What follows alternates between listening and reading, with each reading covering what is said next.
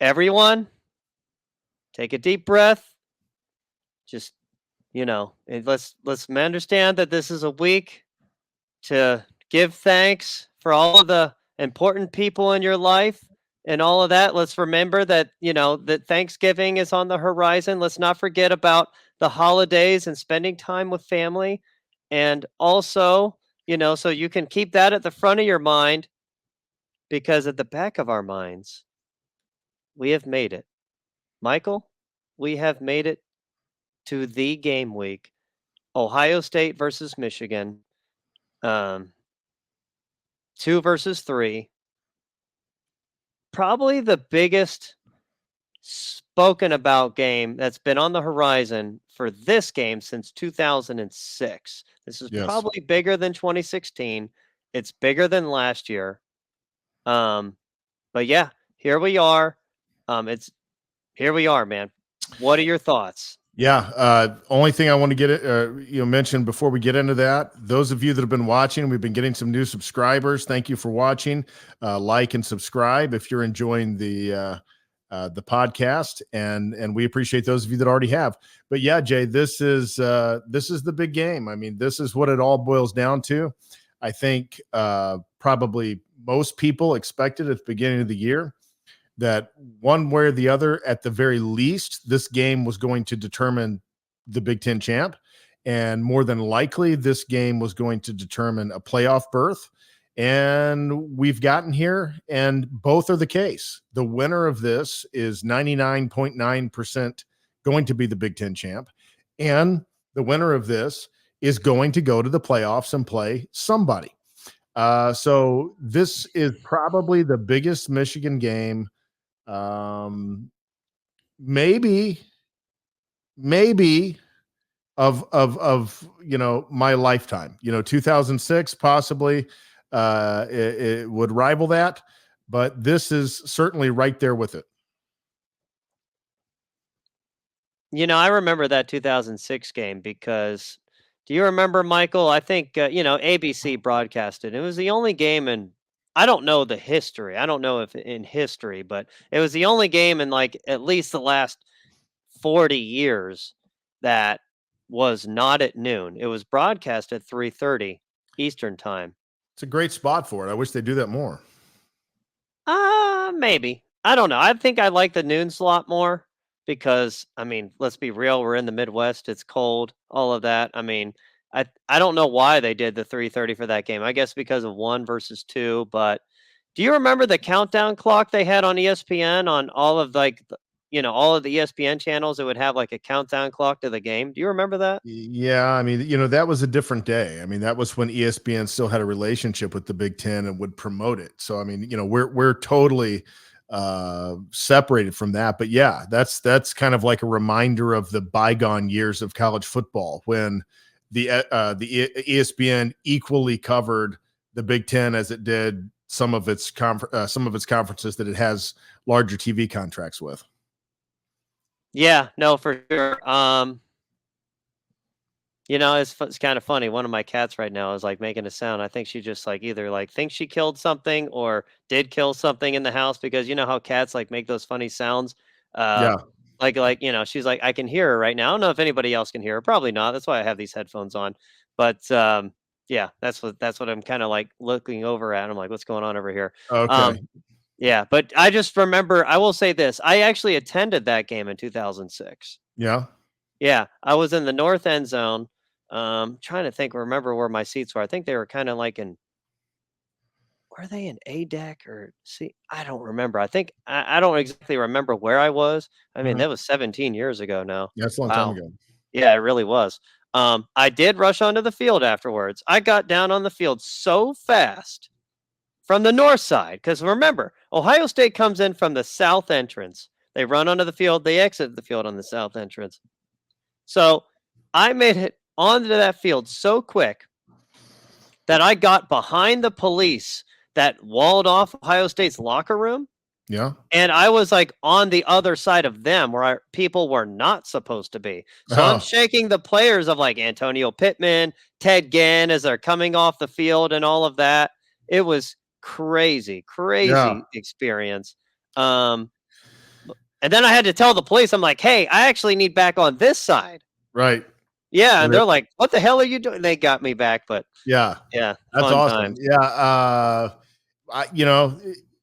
This is going to be hopefully a heavyweight fight. I hope that this is truly two of the top 4 teams in the country. I don't. We'll get into that later. Yeah. But when are you ready to begin to discuss that as far as just like what these two teams are bringing in? You want to jump right into that, or you want to? You got something on Yeah. your No, mind I first? got one more thing to say. And as big as that 2006 game was, and it was big, 2002 was louder and crazier. That game doesn't get spoken about as much. I don't know why. Just I think just because Michigan was, what were they, like 9 that year? I mean, they were really They were good. ranked really high. I mean, yeah, they were a top 10 team. Yeah, they were really good. Hmm. But I guess just because it's not the 1 versus 2, and so Yeah, that was certainly a special Michigan game because loudest ever yeah, it that I've was. attended. And I don't know why, but I had more belief in that team than I did the 2006 team. I don't know why. I mean, it doesn't make any sense looking back, because the 2006 team seemed like a better team throughout a lot of the season than the 2002. But the 2006 team, I was really unsure about that team going into the national championship game, and we all know how that turned out. But it doesn't change the fact that that was an amazing Michigan game, albeit kind of short lived with the way that it played out, with Ohio State getting beaten badly by Florida and Michigan getting beaten badly by who did they get beat badly? Was it USC? USC in the Rose Yeah, Bowl. yeah, Yep. yeah. Yeah, man, So that's just typical Ohio State and Michigan, man. They play a big game like that and they lose in their postseason. Last yeah, season, same thing. Michigan loses to TCU. Ohio State loses to Georgia. yeah. So All right, so let's get into this. So because this again, we're not talking about Minnesota yesterday. That's long gone. We're talking about the biggest rivalry in sports because yes, it is the biggest rivalry in sports. I don't care what anybody says. Now, in the future, does it have a chance to not become their biggest rivalry in sports? Absolutely, because no longer would they only be playing 1 time a year. There's potential for them to play 2 times and maybe even 3 times, considering the Big Ten is going away from the divisions and the 12-team playoff will be here. So there's a chance they could play in back-to-back weeks as well as a national championship in college football. That again, that would be kind of cool for like the first year or two, and then it's like, well, this sucks. Like it's just killed the rivalry. But anywho, moving past Minnesota, the only thing I can say about that is I said 41-3 in my prediction. It was 37-3, so I was very close. Right now, upcoming in this week, Michigan is favored by 3.5 points. Have you seen the line, Michael? yeah. Yeah. Yeah, Go I mean, ahead. What were I you gonna say? understand why they're favored going into Ann Arbor. I mean, why wouldn't they be favored? They've won 2 in a row. They have been at least equally impressive. Some would Mhm. argue more impressive, and they're at home. So, why would there not be a slight favorite there for them? Obviously, that doesn't mean that it doesn't mean anything. The Buckeyes could go in there and could take care of business. And of course, that's what they're hoping to do. And I think that what do you think the pulse is on Buckeye Nation right now? Do you feel like there's a swelling confidence going into this game? Because I'm going to be honest with you, just from what I have seen online, I don't feel like we're beaming with confidence. Now, I do think that this team can go into Ann Arbor and beat them, but I'm not picking up, broadly speaking, that there's certainly not an overconfidence. What do you think? No, there's absolutely not an overconfidence. Or is there confidence? Yeah, sure there is. I mean, I'm starting to feel a little bit more confident just from Mhm. watching Michigan the last 2 weeks and seeing what Ohio State is, inching towards. But breaking down Michigan, they are really good. They are not an elite team, though. They're not. From what I've really been paying attention to the last couple When you weeks, say elite, like you don't think they're a top 5 team? they're not a Georgia or Alabama, is what I mean. Okay. Like that category of team, they're not there. They don't quite have elite speed outside of maybe Donovan Edwards, their running back, number 7. Um, their receivers are very average. They have played their hardest games towards the back end, and that's when I've been paying attention to them the most. Um, watching their game yesterday, it does appear their defense collectively as a whole is better than Ohio State's, just slightly. And I'll tell you why.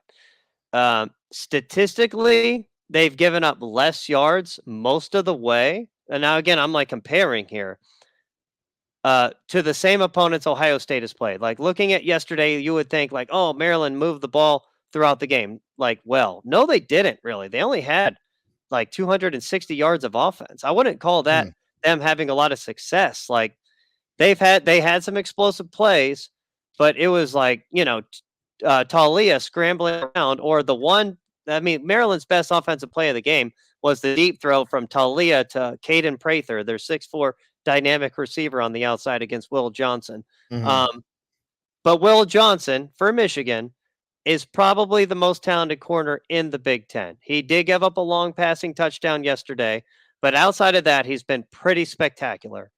He's 6'2", he's fast, former 5-star player. Ohio State wanted him really bad. Do you remember that recruitment? Nope, not at all. Okay. Ohio State wanted him really bad. He was really very much considering Ohio State. He was part of the 2022 recruiting class. Yeah, and it was like he was in that group with like Damani Jackson, who went to USC. And I think some people are trying to hint that they might be a package deal. They were not, obviously, because Will went to Michigan, Damani went to USC, but they both grew up as like fans of those teams. Continuing on, players that I'm noticing, like Junior Colson, linebacker from Michigan, another big reason why their defense is really, really good. 6'3" linebacker who can run, was higher rated coming out of high school than either of Ohio State's starting linebackers, and that is Steel Chambers and Tommy Eichenberg. He's from Tennessee. He's really a complete like linebacker. He will play in the NFL. And the one player that is gone unnoticed from Michigan, and I'm telling I think you'll hear this on other podcasts, but I want to make it clear on this podcast. One player that has gone unnoticed from the Michigan side, but not from me, is Kenneth Grant, number 78. Look for him on film. To be honest, he's probably the most talented defensive lineman between both teams. He's 6'3", 340 pounds, but he's explosive and can run. There is a highlight of him from, a week ago against Penn State with him running alongside their backup running back, Katron Allen, and catching him and tackling him. Now, granted, Katron did make a cut, but to watch a man that big get out and run is just not natural. Yeah, people like him don't grow in the Midwest, but Michigan was able to get him from Indiana. Well, that one grew in the Midwest then. Yes. Yeah. And Ohio State wanted him. So I don't know. They were thinking about it. They didn't go in. Yeah, I don't know how you don't go in. Doesn't seem like they love the big guys. And to be honest with you, Mike Hall Jr., nothing against him. We'll get to Ohio State in a minute, but I like seeing the bigger guys in there the other day against Minnesota. I think that it's Minnesota, it's not Michigan, but I think that that's going to be necessary, and hopefully they'll continue to do that for this game. Likewise, their defense is impressive, but their offense continues to puzzle me. I can't tell if it's just slightly good, really good, or extremely good. I don't think it's extremely good. It's certainly they're tough. They can run the ball. JJ is an enigma. Some games he looks like he really has turned a corner, and he's far, far better. Then like he can't throw a touchdown for like 4 games. I mean, he hasn't thrown a touchdown in like 3 or 4 games. And so I don't know. I don't know what to expect out of that offense. That's one thing that gives me some degree of confidence is it does not look like the Michigan offense is overly powerful. I mean, I think that the Ohio State defense can hold it somewhat in check. I think the biggest question going into this game is, the biggest wild card is Kyle McCord. How is he going to play? How is he going to perform against this Michigan defense with all of these Ohio State weapons?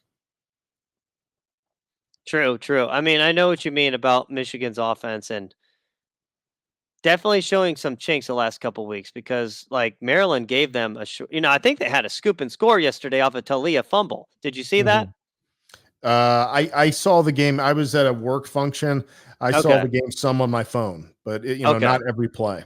Okay. So I'm looking at some of these stats here. Their leading receiver was Colston Loveland at tight end for 3 receptions for 36 yards. So really no explosiveness in there. Roman Wilson is like a 5th-year senior for them. Uh, he's a good, solid player, but he's not like super dynamic. Samaj Morgan, he's a guy who scored on the end around play. It definitely looks like he has some speed, but again, this guy is like 5'10", 175 pounds. It's like, okay, he's got solid speed, but he's so small. You would think like he would be a lot faster than he is for being so small. And yeah, yeah, I mean, I think most people recognize to some degree that football is a game that there's a lot of different dynamics to it. And so as I watched some of that Michigan team last week, I just wondered, is some of this scandal, this constant pressure, this constant media attention, the coach being suspended for a second time throughout the year? I mean, I know there's a sense where that can kind of galvanize a team together and can cause a team to, develop a chip on their shoulder and kind of create that special thing that can't quite be, you can't quite put your finger on it, but it could also just wear a team out. We saw it with the Buffalo Bills last year. I won't go into that. They had a tremendous amount of adversity throughout the season, and they were just kind of worn out by the end of the season going into the playoffs.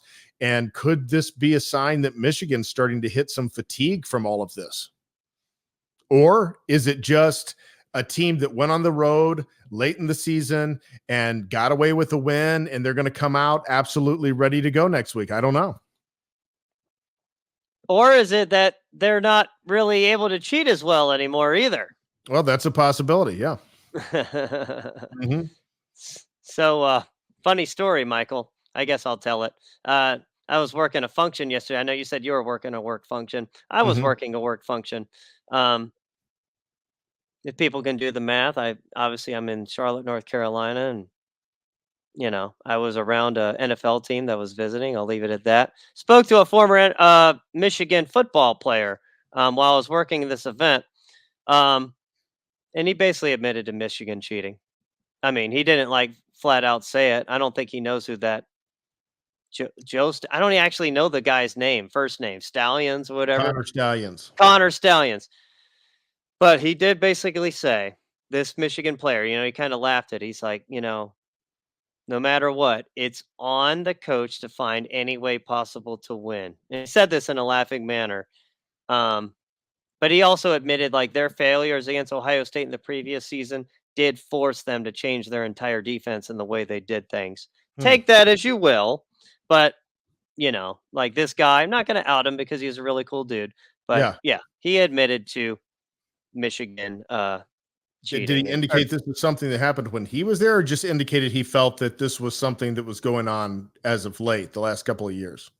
He was there the last couple of years. Oh, okay. He was So on Michigan's team the last couple of years. okay. Mm-hmm. So he was there. Well, yeah. I mean, Michigan evidently is getting down and doing everything they can to win. And so, with that being the case, you have to get just as nasty. You have to get just as dirty. I remember, images from years gone by of David Boston, throwing punches and fighting in the Michigan game, and the physicality and the rivalry and the anger and the bitterness one towards another. And so that's what I expect to see in this game. I will be very disappointed if I don't see a lot of fire out of the Ohio State Buckeyes in Ann Arbor, a lot of fight, a lot of grit, ready to take it to them. That's what I'm expecting to see. I'm expecting to see it get a little bit chippy out there, because if it doesn't, that's not a good sign to me. I mean, if you truly believe that your rival has been cheating and has been gaining an advantage that's more than physical, more than schematic, more than X's and O's, and you don't go out there ready to engage in a fist fight, then I don't know what's wrong with you. And so that's what I'm expecting to see from the Buckeyes this Saturday. Well, I hope they treat this like a fist fight, because it is a freaking fist fight. I mean, like, this is Ohio State, Michigan. You're gonna be like in a wheelchair the next day, and that's okay, because you're supposed to lay your body out on the line in a game like this. Have I ever played in a game of this magnitude? Hell fucking no, I did. Sorry about this, people. Got a cough that I'm trying to get over. But anywho, yeah, because remember last week I was still sick, but now I have a cough. So what the hell is going on? Anywho, Michigan, it's no secret what they're going to do. It's going to force Ohio State to man up, because they are going to run the ball, run the ball, run the ball, and then run the ball some more. Yeah. And then they will try some play action, and they are going to try, and they absolutely can pulverize Ohio State's run defense, which I continue to say it is a solid run defense, but it is not an elite one. It's not going to be able to shut down Michigan power run game with, I think they have like 7 offensive linemen sometimes in the game or something like that. Just, run straight gap schemes in the A gap, B gap. That's what they do, man. Again, Blake Corum, I swear to God, the guy's just got on HGH or something. You look at this Big Ten like video, interview they were doing with him. And I saw it on Big Ten Network recently. The guy is like 5'8", but he looks like the Terminator. He's almost like too big. But again, his thighs and his shoulders are so wide for how like short he is. Yeah. He's really good at like finding the running lanes and making himself small for how big he is. Low center of gravity. It's going to be right. You're going to take a shot when you come up to take him down, because he's low and he's strong and he's physical. Absolutely. No, I mean, he is. I mean, but does it seem like he's lost speed? Now, he did have the injury last year against Illinois. Yeah. I mean, he certainly hasn't come across as someone with like tremendous speed to me. I mean, I've not watched Michigan like every game, but I've watched them enough to know that I don't think that they're a really, really fast team. I mean, obviously they've got great athletes and they have speed. Everybody in the top 10 has speed, but I don't think that they're, for a top 10 team, like a super fast team. And I think Ohio State has them beat as far as for the most part, from a team speed perspective. But I don't know if we have it in the areas that can really give them problems, because they clearly have big problems with the speed rush on the edge. That's something that they clearly struggle with. Yeah, they replaced both offensive tackles from last year, and apparently their one starting offensive tackle is hurt. I don't know if that's true or not. I mean, he's probably going to play, but Michigan is absolutely susceptible to the speed rush. But Ohio State doesn't have any speed rushers on their team, so it kind of doesn't matter. Like, I don't expect Tuimoloau and Jack Sawyer to all of a sudden change who they are and become like a Super Saiyan 3, like on the fly. It's just not going to happen. They are who they are. I mean, Jack Sawyer played a great game for him yesterday, but it's not like he had multiple sacks or anything. He's become a solid player. We ripped on him a lot at the beginning of the year. That's one thing. They don't sack the quarterback. I mean, no, they do not. Ohio State is so low in sack totals this year. And I'm a little bit concerned about that. I know that it's worked out, but I think once you start playing against some teams, you've got to get pressure and you've got to get home enough to disrupt those drives. So I'm a little bit concerned about that, but that just seems to be who they are. They don't get a lot of sacks. We just don't have the personnel for it. It was a little concerning, I know we said we weren't going to talk about the Minnesota game much, but it was a little concerning to see us blitzing a lot Mhm. yesterday and not getting home Mhm. as well. I Mhm. I love blitzing. I mean, again, my biggest thing is if you're not getting on the pressure, you're not getting pressure on the quarterback, keep sending people until you do. The again, your corners are going to cover for less time the more pressure you have on the quarterback. So it's not hard. Right. I mean, if you have bad corners, I always say find a way to get pressure so they're not covering for very long. Right. I know it's like kind of the opposite. A lot of people, oh, drop them into coverage. They need help. Well, shit. They probably don't need to be out there they probably need to be out there less time. Have them out there for less time by blitzing like crazy. Speaking of corners, though, Davison Igbinosun continues to still be, I guess, the weakest link, and at times he seems like a fish in coverage. I'm not going to Mhm. call him a fish, but he absolutely is the weak link. I'm still waiting for Jermaine Matthews to start over him because that guy, man, he can just continues to do it. Like, what are they doing, Michael? Like, they need to play Jermaine Matthews. I love Igbinosun and from like a physical standpoint and how big Mhm. he is, but he just that size and length are great as long as you're attached to the receiver. But he's Mhm. getting left sometimes, and you know Jermaine Matthews is so sticky in coverage; he doesn't get left. So that size and length is just—it's not going to help you if the dude's beating you by 3 or 4 yards. Yeah. Well, I mean, it's just one of those. It's one of those things that I just don't know if it's going to happen. He's had the edge on him coming out of camp, and in the coach's mind, they haven't seen enough to change it. And so, unless something happened to one of the starting corners, I don't think Matthews is probably going to have a prominent role. However long that wherever the season goes from here, unless they lose to Michigan, then he probably will be playing quite a bit in the bowl game. But let's not talk about that because let's shift gears for a moment here, Jay, Hmm. and let's talk about uh, what this game means for Ryan Day in his tenure here as the Ohio State Buckeyes head coach. What does a win mean for his legacy? Does it move the needle on his legacy since it's not a national championship? Does it give you a greater confidence in Ryan Day moving forward? What do you think overall this game does for Ryan Day if he comes away with a win in Ann Arbor? It absolutely moves the needle. I mean, I've been highly critical of Ryan Day. I was critical of him last week. I really didn't even like the play calling yesterday in the second half. But if he wins in 5 days Mhm. against Michigan in Ann Arbor, on the road against a top 5 team and against a team who he is 1-2 against, isn't that Mhm. is yeah, really moves the needle because that is a game that he historically loses. This is not the type of game that Ryan Day wins. And the type of Mm. game that Ryan Day wins is against top 5 teams. His record is 2-5.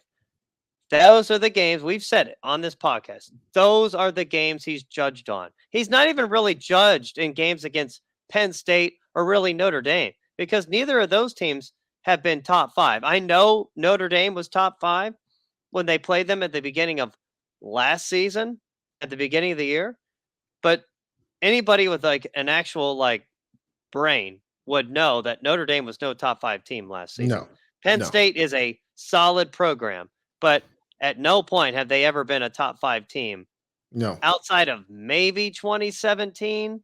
Yeah, But Ryan Day wasn't the coach then.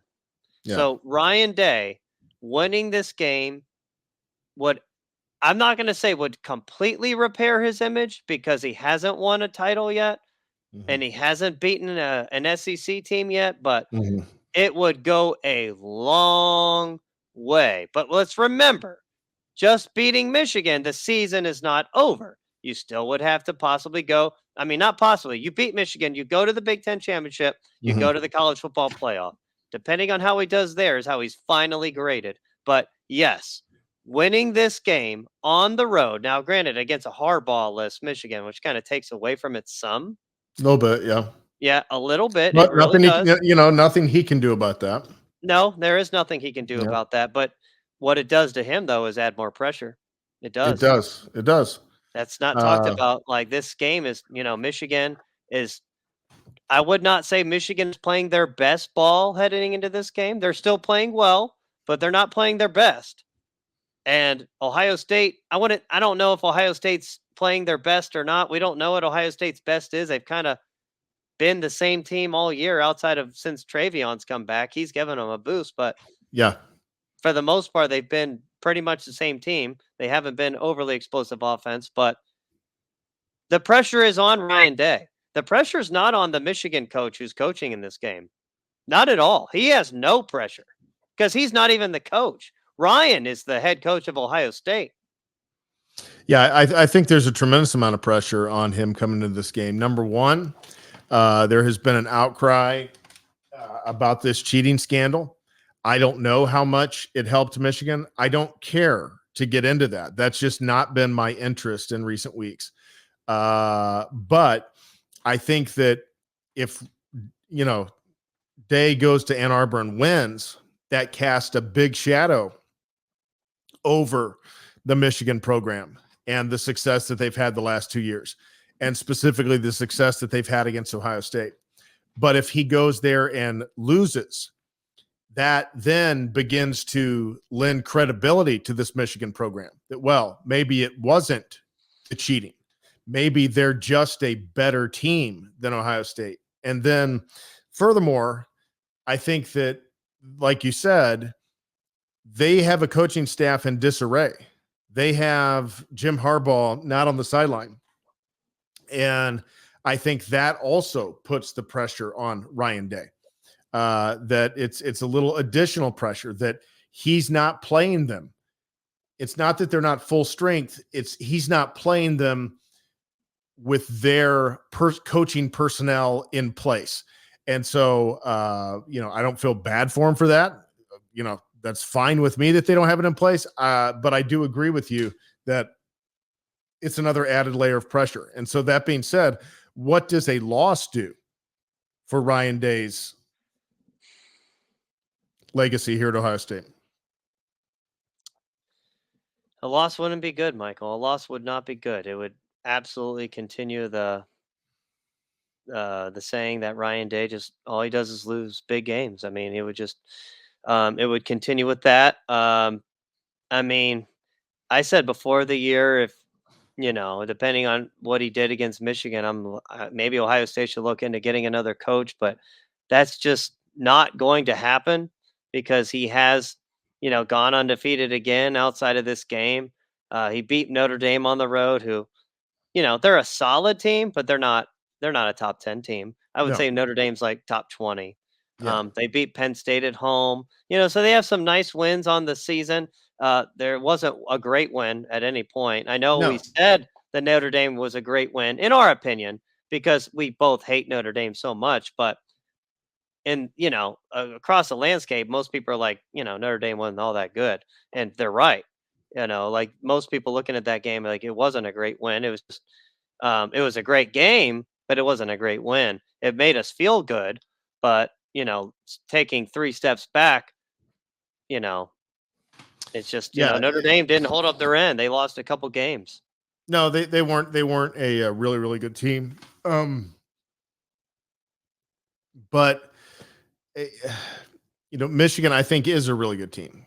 I think that they legitimately are a top 5 to 6 team. Neutral field. Who do you have, Michigan or Notre Dame in a game? Who do you think wins? Michigan. Yeah, me too. I think Michigan Yeah. would beat Notre Dame on a neutral field. I agree. Yeah.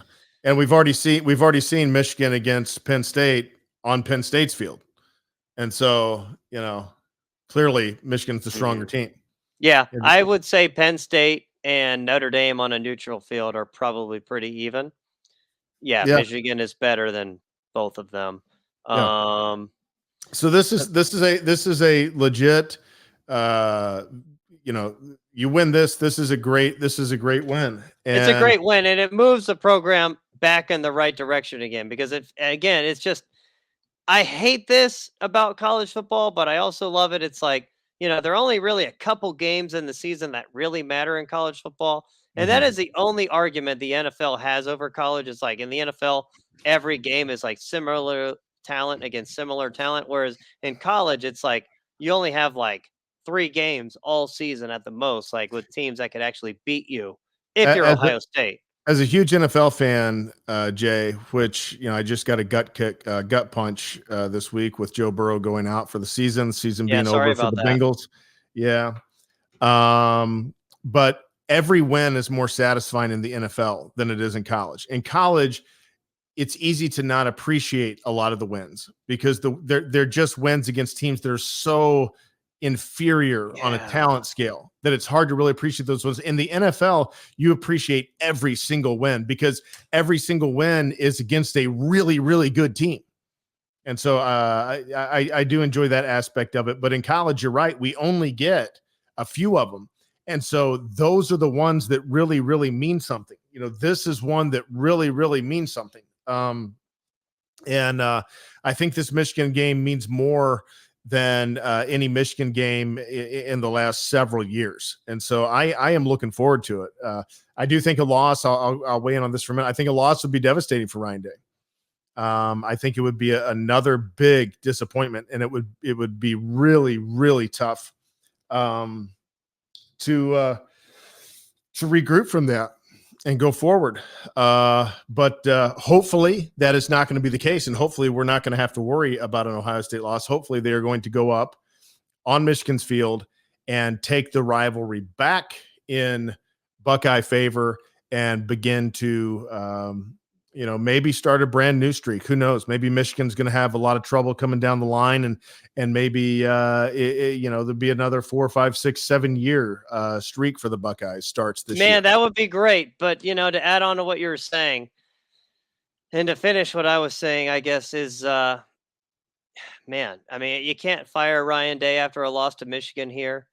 Um, but it No. doesn't look good for him. And it almost cements like he's not the guy who's going to bring Ohio State another national championship. And even though I will say, like, the way recruiting was going for Ohio State in the 2023 class, in the Mhm. beginning of the 2024 class, it was Mhm. making me starting to wonder. It's like, was 2022 and this season really Ohio State's last chance at a national championship with NIL and the transfer portal and all that? Yeah. And Yeah. I was starting to wonder that. I'm like, is this it? It's like, like I'll just watch the games and, be a fan, but I'll always know that they'll never get over to the, across the mountaintop again. But with the way recruiting is going with the 2024 class and what we think we could maybe get in the 2025 class, Ohio State will have chances in the future. I don't know if the same can be said for Michigan and the uncertainty with their coaching staff and their recruiting is not very good right now, not for them. Yeah, I think this is their one chance for quite some time. I mean, this is their one chance in the last 20 plus years. And I still think it's kind of a long chance. I don't think it's a great odd for them. I don't guess it's impossible, but I haven't seen a team that makes me think that they're going to run the gauntlet and beat Ohio State, win the Big Ten championship, and beat two really good teams in the playoffs, whoever that would be. I don't see that out of this Michigan team, but Man, you're right, and it always goes back to like the real enemy here, and the real enemy are the teams in the Southeast. yeah, Um, I will say this: this is a hot, this is not the opinion of 90% of Ohio State fans, but you share this with me as well. But if Michigan wins this game, I will cheer for them the rest of the way. I'll cheer for them to win a national championship because the Big Ten needs it, man. We need yeah, some, we need to band together. Like the Big Ten needs to win. All this conference does is lose big games. But I'm watching Ohio State and Michigan play yesterday, and I don't see anything from either of those teams that lends me to believe that they could beat Alabama or Georgia on a neutral field. You watch Alabama and Georgia, and there is an argument out there. Actually, it really shouldn't even be much of an argument, but there is a solid case to be made that Alabama and Georgia have been the best two teams in college football the last 3 years. 2021, you could say maybe 2022 as well. I know Ohio State was right there with Georgia and almost won, but we didn't. Um, Alabama had 2 close road losses to Tennessee and LSU, which Ohio State last year probably does the same.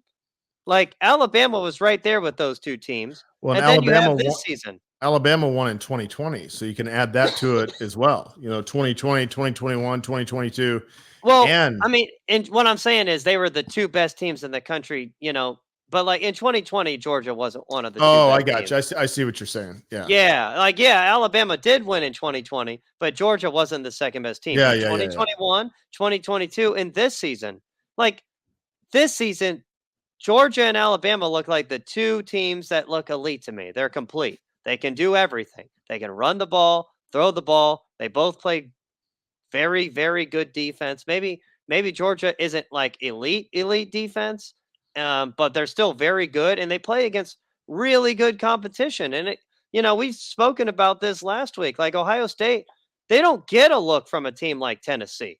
Tennessee would be the best offense Ohio State would have played all season this year, and Georgia holds them to 10 points on the road yesterday. They went 38-10. Do you believe Ohio State could go on the road or Michigan go on the road to Tennessee and beat them 38-10, Michael?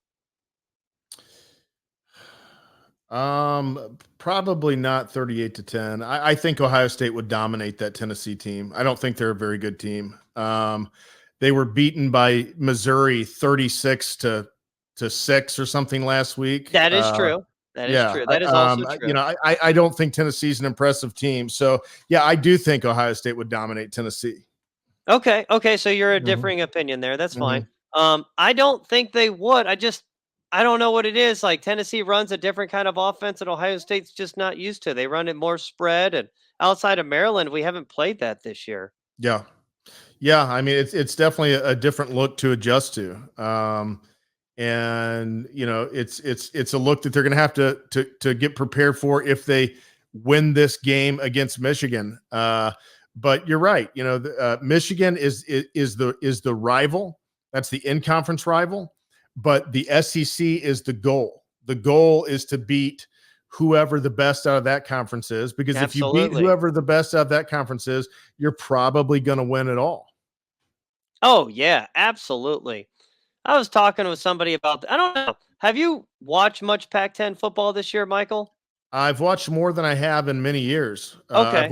I've watched several games out there. Yeah. Okay. Who do you think's the better conference this season, Pac-10 or SEC?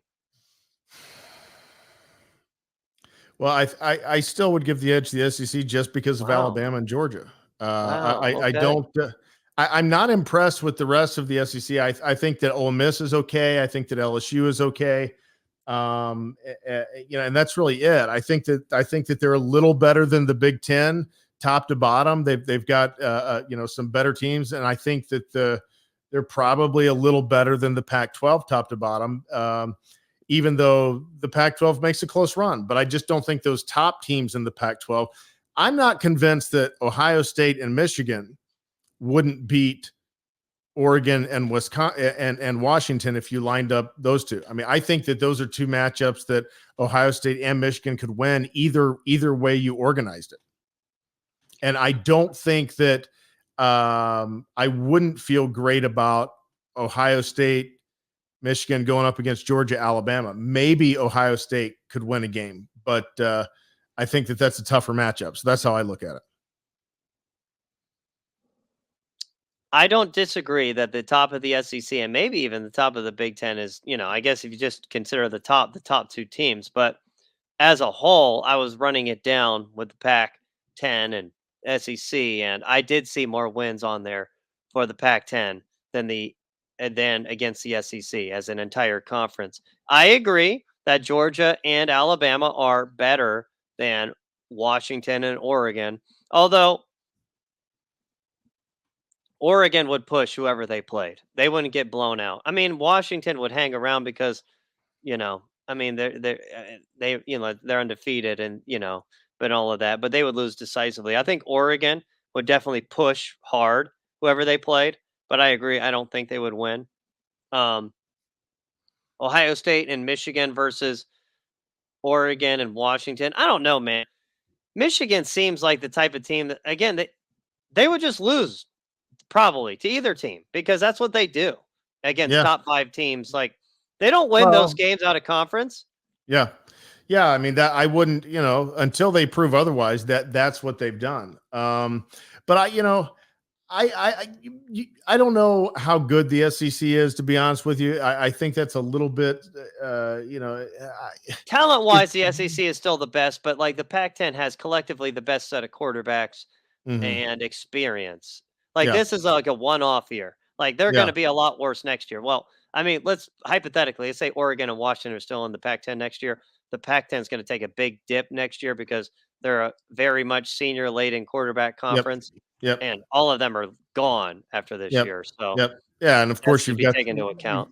you've got to move into the, 4 of the good teams move into the Big Ten as well, so the Big Ten will get better. But yeah, I think that kind of finishing up, how does Ohio State win this game?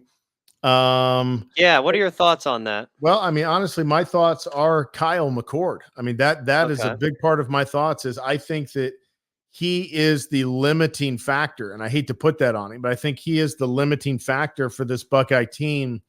As what can he do, and is he going to stall out on drives consistently? And if he does that, he's going to make it very hard for Ohio State, because that defense is going to be on the field with that very grinding physical offense of Michigan. And it's going to be hard to withstand that in the third and fourth quarters if Kyle doesn't keep this offense moving and keep pressure on the Michigan team.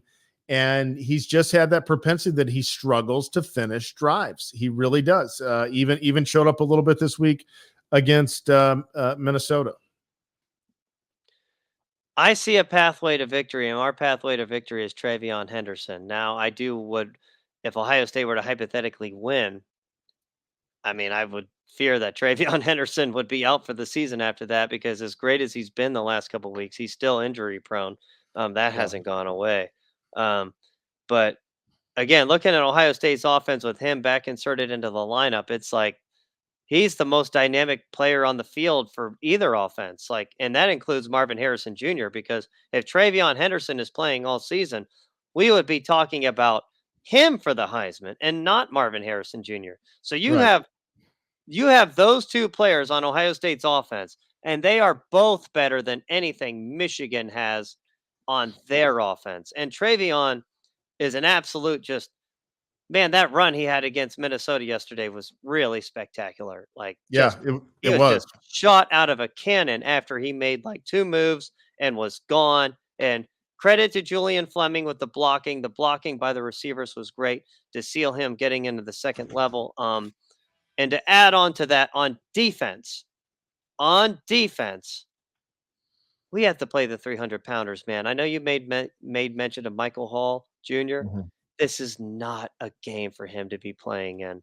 Not Yep. unless you're going like a 5 lineman down set and you have him, Tyleek, and then, somebody else of your choosing as the third defensive tackle, whether it be Ty Hamilton or Hero Canoe. But I would like to see more Hero Canoe in this game. I would like to see more Tyrone Malone in this game. And maybe even Caden McDonald. He's the biggest defensive lineman we have girth wise. I understand he's a true freshman, but the dude is just a bulldozer out there. Mhm. You procured all of these 300 pounders. It's time to use them, Ryan. Yeah. Jim, I mean, if you're listening, it's time to use what you've accrued. It's time. This is not the game to play around with undersized players. Cody Simon is going to need to play more at linebacker over Steel Chambers. You're going to have to play Tommy and Cody together because they are both bigger, more physical backs. Yes, Tommy could be exposed in the passing game, but you're just going to have to take your chance there because CJ Hicks is just not going to see the field at this point in the year. I wish he No. was. He's not going to. No. And I had kind of said that all year that Jim Knowles just isn't going to do that. But 280-pound Mike Hall is not who you want in there against this Michigan offense. At least you don't want him in there a lot. You're going to have to. You're Hell going to have. no. Yep. And you got to think about, when has Michael Hall made big time plays? He's made big time plays in pass rushing situations. Mhm. It's rare I've seen him like making a play in the backfield against a team that's, running gap schemes with heavy loaded sets, like, power running the football. You just don't see him. Like, he's getting taken up, and it's just physiology, man. You can't have a 270-pound guy against a 310, 15-pound guard or center. It's just, you're not going to be able to win that battle, man. You're not going to be able to win that battle with quickness at such a short, the line getting off and they're that close to you. It's just not going to happen. Well, that'll be something to look for, because that would seemingly be a good strategy to me, to rotate Mike Hall in on passing downs and get him in there, on 3rd and 7s and 3rd and 9s and those type of situations, to try and get a little extra pressure, because we clearly struggle to get pressure. Oh, absolutely. And I guess if Michigan is going to pass, and they will pass some, I know Ohio State last season implemented mostly a zero coverage defense and blitz like crazy, and it really backfired on them. I would do the same exact thing this year. Michigan's passing game isn't great at all, but here's the thing: Ohio State's pass coverage has improved 150%. We actually have Mhm. legit dudes in the secondary outside of Igbenogson in coverage, and they all can cover. So take your chances, make McCarthy throw, put 8 in the box, and then, make Michigan beat you there. But as we said before, the game is on the road. We have to take into account the weather, Jay, Michael. I don't disagree, but I will be surprised if we see that out of Jim Knowles. I think he's going to continue to play it more, um, keep it in front and keep the guys back the way. And I don't think that he's going to change that at the Michigan game with what happened to it He last year. did it Even though, last year. yeah, I mean, I we actually know, didn't run that all until last year. I know. I just don't think, with the way that the last 2 games of the season went, I just don't think he's going to do it. Even though I think it would probably be a good strategy, because he has a better defense this year.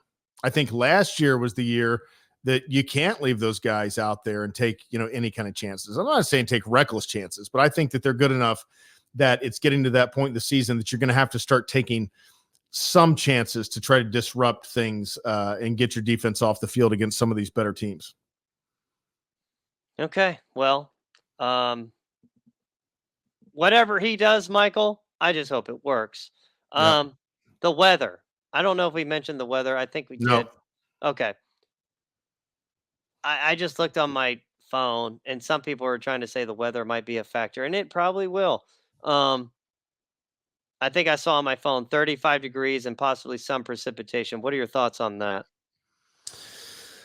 I mean, CJ Stroud's the quarterback. It's like, that's not good. But with Kyle McCord, the quarterback, I don't think that changes a whole lot. I think that his game can adapt to a cold, late November Big Ten kind of situation, because he's not a great passer anyway. So I don't think it drastically changes what Ohio State needs to do.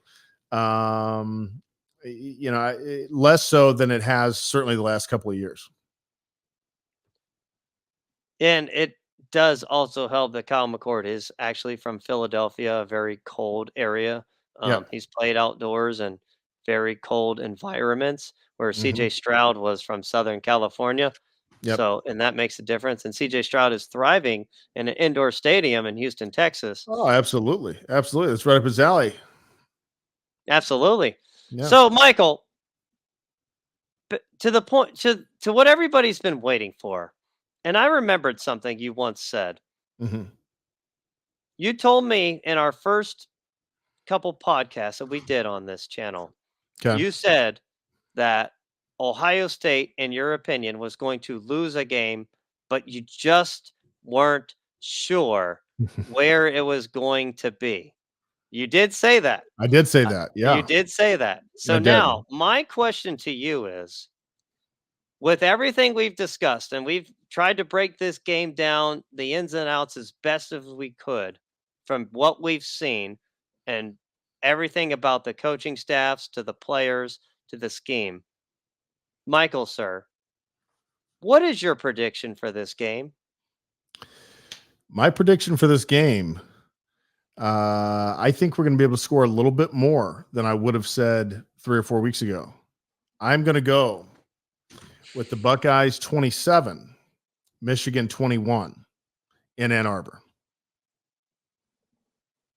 Wow, what a score. That is high scoring for what Yeah. I would have thought for a game that's gonna be cold. It's Yep. gonna be, uh, wet, maybe? Yep. I don't Yep. know. So, why do you think it's gonna be 27-21? Why? I mean, before I get it, but why? Like, what leads you to believe Ohio State is gonna win this game?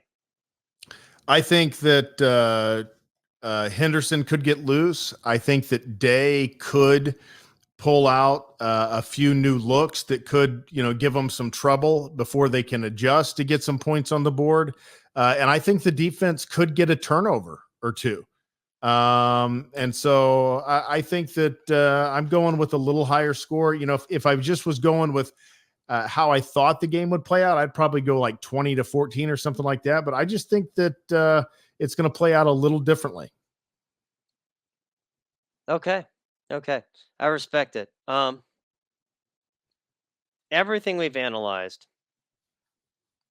it is really hard to call this game because the Ohio State has some absolute things working in their favor, but Mm-hmm. Michigan also has some things working into their favor. One of them being that we discussed earlier is Harbaugh is not coaching, which is kind of like more pressure on Ryan Day, but it also is like you don't have the best coach in the Big Ten also coaching for Michigan. But at the same time, he's with the team all the way up until the kickoff. Did you know that?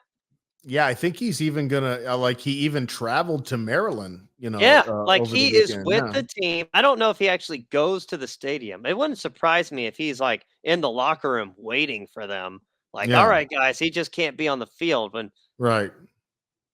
I mean, for him to have still that much involvement in the game plan, it almost like makes this like, again, like with all the technology, who's to say he's not watching like somewhere Yeah, in the stadium and yeah, he's like has some kind of microphone, like yeah, voicing things into the offensive coordinator, call this play, yeah. I call mean, that I mean, play. all he's got to do is text message the guy in the box, and the guy in the box Yeah. send it down. Nobody's gonna, Yeah. So what's stopping him from doing that? Nothing. What's stopping him from texting? Go for it. On Well, I fourth guess and like some one, kind of or litigation from the NCAA or something, but yeah, like he's fucking scared of that. like Michigan can't get a burner phone. Yeah, exactly. It wouldn't be hard. Well, breaking down this, I mean, I've already broken down the game, but for my prediction, Michigan will have an advantage running the ball on Ohio State. They are Mhm. going to find a way to run the ball, and they will be able to run the ball. But I don't think that's going to be enough for them. I have the Ohio State Buckeyes 20 and the Michigan Wolverines 13. Ah, all I right. was I really was sitting on this for a long time, Michael. And really, the only thing I can think of is Travion Henderson is going to be the difference. I don't expect Kyle McCord to have a lot of success, but Yeah, I think Travion's going to break a couple on Michigan yeah, because he is that dynamic and he is the best running back in the country, and he's only going to show it more. I don't expect the Ohio State passing game to have a lot of success, if any at all, but I don't expect Michigan to be able to run the ball much. No, they are going to run the ball, but they're not going to finish drives. Like I do expect them to probably even have a time of possession advantage over Ohio State, but Ohio State is going to have bigger plays. You look at the stats, Ohio State, with Travion Henderson has, I think, a higher yards per rush and yards per pass. So we are the more explosive offense. yeah. And the defenses are very, very similar. Slight edge to Michigan, but Ohio State's offense is, in my opinion, quite a bit better than Michigan's, at least talent wise, with Sure. Travion the way he is. And that is why my prediction is 20-13. I think Travion is the difference. He has just been spectacular. Again, we could have beat Michigan State a lot worse 2 weeks ago. We could have beat Minnesota worse yesterday. We chose not to. Ryan has been preparing for this game, getting his guys ready. Michigan has had 2 hard games in a row. Ohio State has had 2 easy games in a row. We are more rested than we were heading into last year's game versus this year. Yep. Yep. So There we go. yeah. Buckeyes win. Get back on the right track. Get to Indianapolis for the first time in the last 2 seasons. First time since 2019, Michael. Oh. Yeah, it's been because remember no, I'm sorry. We did go in 2020. Yeah. Sorry. Yeah. 3 yeah. years. 3 years ago, we Yeah. played Northwestern and Yeah. Trey Sermon went crazy. Yep. So missed it the last 2 years. Got to get back this year. Got to get back to Indianapolis. Yeah. Might even look right. into going to that game if they do. Indianapolis is not too far from me. But yeah. How far of a drive is it from you, sir? Hour and 45 minutes. 2 My hours. parents. Okay. Oh, yeah. That's a really short trip. I would if I were you. Huh. Yeah. My parents usually go to like the Big Ten Championship when Ohio State plays. Obviously, they didn't go in 2020, but they went like a couple seasons in a row. But I don't know if they would go this time or not. But whoever wins should handle Iowa, Michigan, or Yeah. Ohio State. Yeah, I mean, absolutely. Iowa's got a really good defense, but that's it. That's it. So Yep. happy Thanksgiving to you, sir. Happy Thanksgiving to all of you. You too. Make You sure too. there will be no leftovers. No, absolutely. We'll be heading out of town on Tuesday. Jay, have a wonderful Thanksgiving yourself. And everybody, thank you for watching and listening. And OH. IO, baby. Here, let's All do right. it. OH. All right. No, IO, man. You Oh, got to do IO. Yeah. yeah, there we go. Yeah, All right. okay. Yeah, I that was a gonna- disaster. All right. Yeah, See you guys next week. All right, guys. Go Bucks. Happy Thanksgiving.